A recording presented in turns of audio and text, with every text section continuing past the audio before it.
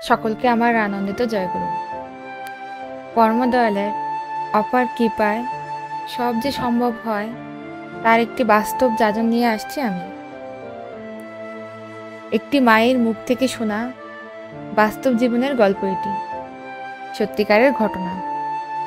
দুটি মা বিকালের সময় বাড়ির সব কাজ শেষ করে তারা তাদের পার্শ্ববর্তী একটি গ্রামে গেল একটা কোনো বিশেষ কাজে। তো ওই গ্রামে যেতে যেতে মা দুটির প্রায় সন্ধ্যা পার হয়ে গেল।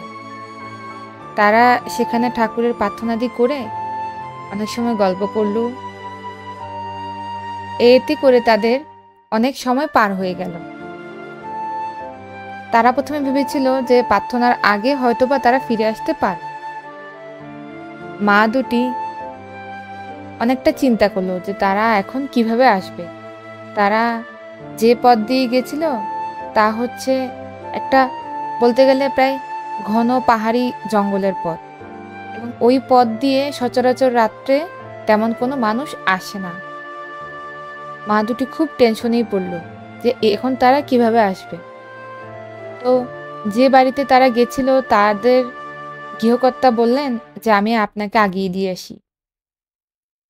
তখন মা দুটি বলল না, তারা অনেকটা পথ হেঁটে ওই বাড়িতে এসেছিল, এতদূর তাদের না যেতে বলল। এমন অবস্থায় তারা তো বলল যে যখন তারা বের হলো স্বাভাবিকভাবে ঠাকুরের নাম নিয়ে তারা হাঁটছিল।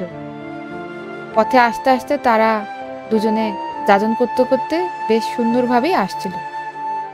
হঠাৎ পথিমধ্যে তারা একটু ভয়ই পেল, তখন ঠাকুরের নাম শুরু করল। যাই হোক, তাদের রাস্তা চলছে, প্রায় 1 হতে 2 কিলোমিটার হবে রাস্তা হাঁটছে তারা। এমন সময় একটি মা দেখে তার হাজবেন্ড এসে দাঁড়িয়ে আছে তাকে নেওয়ার জন্য। তখন উনি ওনার হাজবেন্ডকে বললেন, তুমি কখন এসেছো? তখন হাজবেন্ডটি উত্তর দিল, আমি এই মাত্র এসেছি, তোমাকে বাড়িতে না পেয়ে এখানে এলাম। তখন মাটি বলল, ঠিক আছে, আমরা তো এতদূর চলে এসেছি, তুমি এখন আমাদেরকে নিয়ে যেতে পারবে, চলো আমরা তিনজন একসাথে যাই। এমন তো অবস্থায় তিনজন যখন যাচ্ছে তখন বাড়ির প্রায় তারা হাঁটতে হাঁটতে তাদের রাস্তা শেষ হয়ে গেল। একটি মা তার বাড়ি খুঁজে পেল।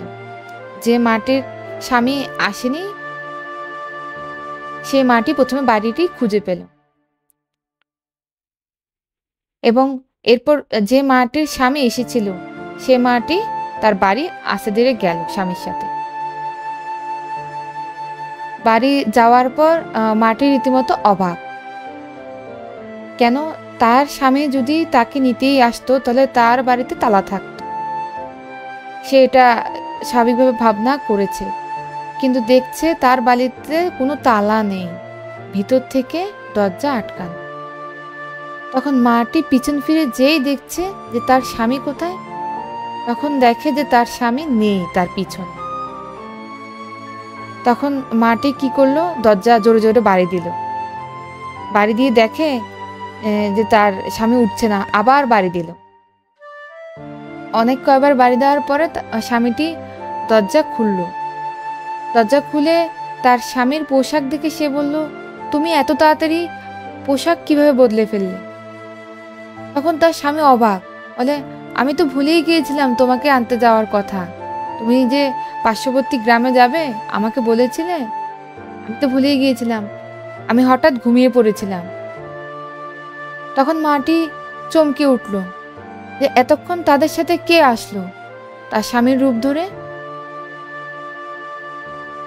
তখন মাটি বুঝতে পারল এ হলেন আমাদের পরমদয়াল শ্রী ঠাকুর, তিনি এসেছিলেন তার স্বামীর রূপ ধরে।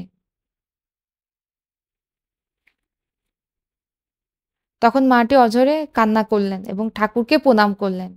আসলে তাহারা যে পাহাড়ি রাস্তা দিয়ে এসেছিল, ওই রাস্তা দিয়ে সচরাচর কেউ আসেও না, ওই রাস্তাটি খুবই ভয়ঙ্কর ছিল, তাদের অনেক বিপদও হতে পারত, কিন্তু পরমদয়াল তাদেরকে খুব সুন্দরভাবে বাঁচিয়ে দিলেন, এবং শুধুমাত্র একটি দীক্ষার জোরেই আজকে তারা বেঁচে আসলো।